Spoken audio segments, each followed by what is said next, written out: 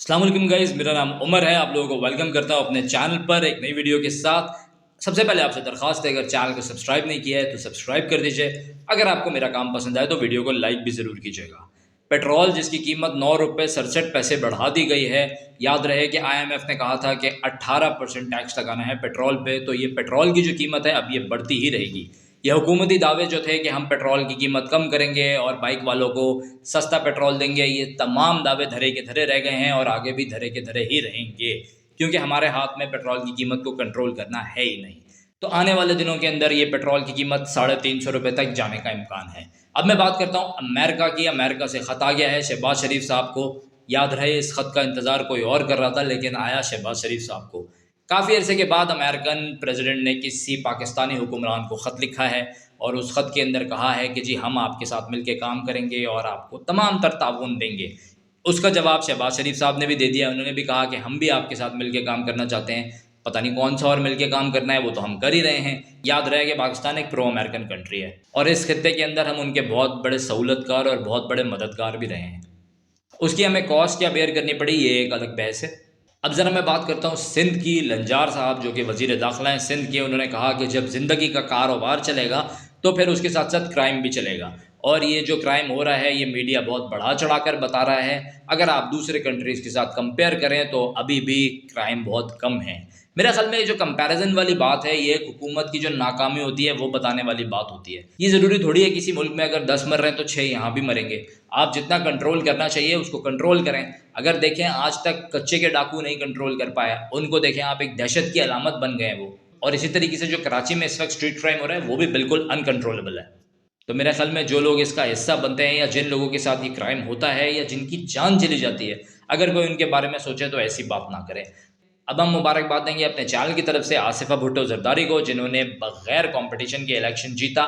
सिंध के अंदर उनकी हुकूमत है तो जाहिर सी बात है, ये बात सईद गनी साहब ने जो बोली बिल्कुल ठीक बोली कि अगर कोई उनके खिलाफ खड़ा भी होता तो उसकी कोई हैसियत नहीं होती। जब इतने अरसे से उनकी गवर्नमेंट सिंध में है तो कोई खड़ा हो या ना खड़ा हो, उन्होंने जाहिर सी बात है बिला मुकाबला इलेक्शन जीतना ही था। दूसरी तरफ फैसल वावडा साहब, जिनको पीपल पार्टी भी सपोर्ट कर रही है, MQM भी सपोर्ट कर रही है, सेनेटर बनने के लिए पूरे तैयार हैं।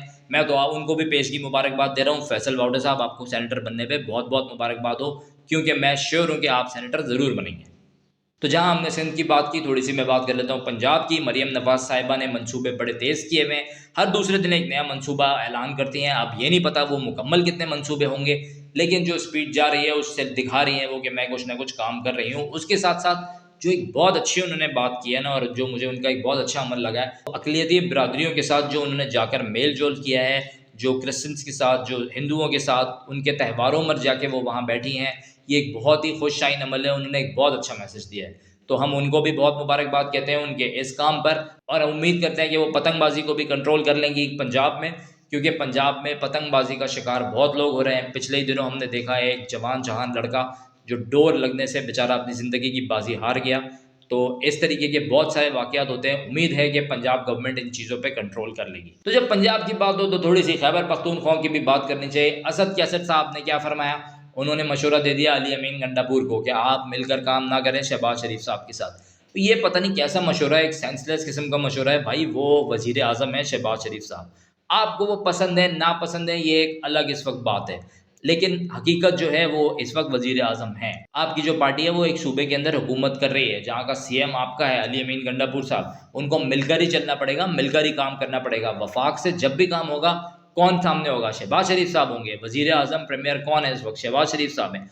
तो बगैर मिले जुले या बगैर ताउन के काम करना इस वक्त पॉसिबल है नहीं। और मेरे ख्याल में पाकिस्तान भी कोई भी इस तरीके के मशवरे या इस तरीके की हरकतें अफोर्ड नहीं कर सकता।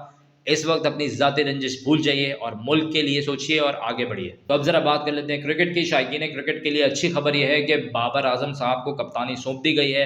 शाहीन आफरीदी भी एक अच्छी चॉइस थे, लेकिन वो इस वक्त ना तजुर्बेकार थे, वो थोड़े यंग हैं। उनके बरक्स बाबर आजम जो है वो ज़रा ज़्यादा एक्सपीरियंस थे, पहले भी पाकिस्तानी टीम की क़ियादत कर चुके हैं।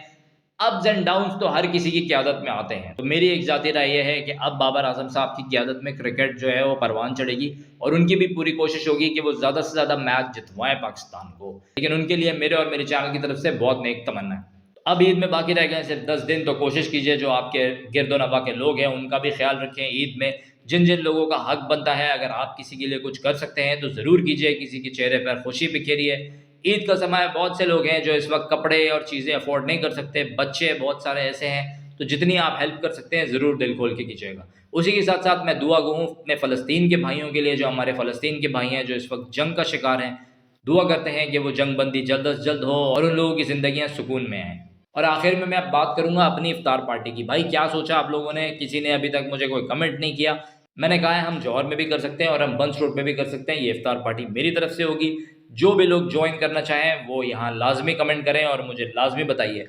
और उसके साथ-साथ क्या कर रहे हो यार? अगर चैनल सब्सक्राइब नहीं किया तो यूँ करके ना टक करके सिर्फ़ सब्सक्राइब करना है। जल्दी से सब्सक्राइब कर लो, एक उँगली लगाने की देर है बस। ठीक है, सब्सक्राइब हो जाए और अगर वीडियो पसंद आ रही है लाइक भी कीजिए, शेयर भी कीजिए। अल्लाह पाकिस्तान का आम नासिर रहे।